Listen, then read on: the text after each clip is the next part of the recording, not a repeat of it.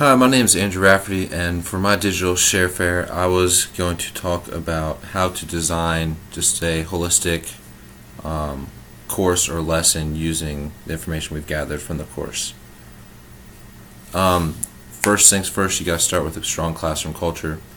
Students need to feel comfortable. They need to know it's okay to make mistakes, that they have a voice, and all students should feel comfortable speaking up, and that they are responsible for guiding their own learning. I can't make them learn. That is their responsibility.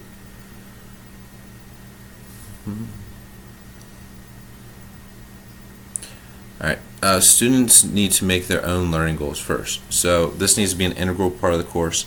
Recommend doing this day one, introducing that learning goals are going to be of the utmost importance.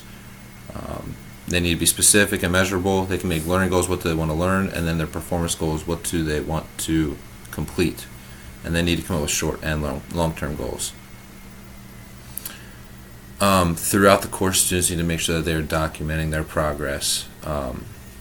It's helpful if you give them a journal or a handout or create a blog where they can track this. Being able to see that growth can instill confidence and increase effort.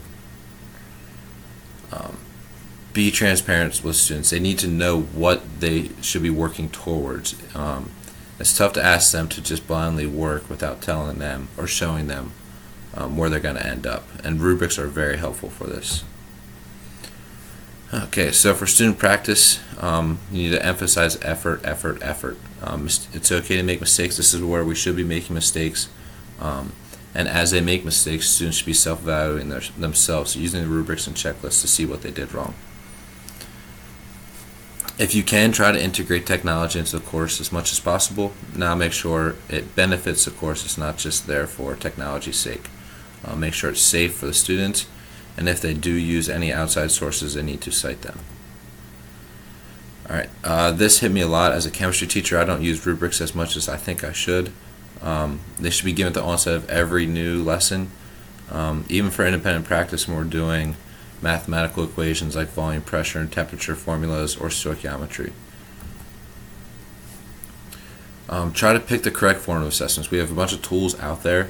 You need to make sure that this meets the specific needs of students at this time, and if this was the most effective way to get the information across. And then also, can you collect meaningful data from that form of assessment? Alright, so make sure you're always asking the correct questions. Know in advance what misconceptions students often have, so you can pry at that without actually telling it, but actually letting them get to that understanding. And then what can I change as a teacher to help my students? Is there anything that the students need to change? Maybe cell phones are starting to be a problem. Students measuring their learning progress, it needs to be throughout the entire course. They need to track their growth. Like we said, it can build confidence. And then, do they need to make any changes? Do they need to change their seat or work with different people? Alright, this is a big thing for me. Make sure you provide timely feedback. I try to give no more than 2 days before, give myself 2 days before I hand something back. And your feedback needs to be thoughtful. Can the students act and make corrections based on this? And let's just see what they did wrong.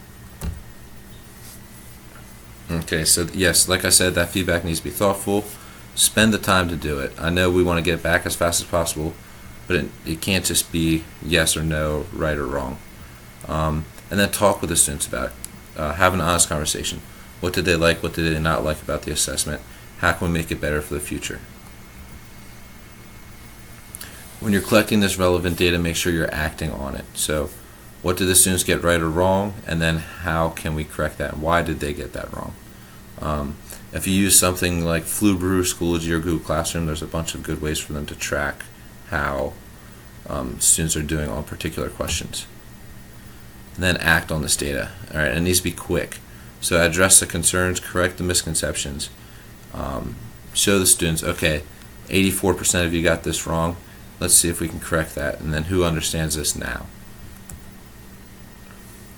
One of the best things I've done this semester is spend time to loop back. It might feel frustrating, but the payoffs are huge in the long run. I can't emphasize how much understanding has gone up from looping back. All right, make sure you're differentiating to all students. Some students might work at different paces, and that's okay. Make sure you have enough material there so that every student's being challenged at all times.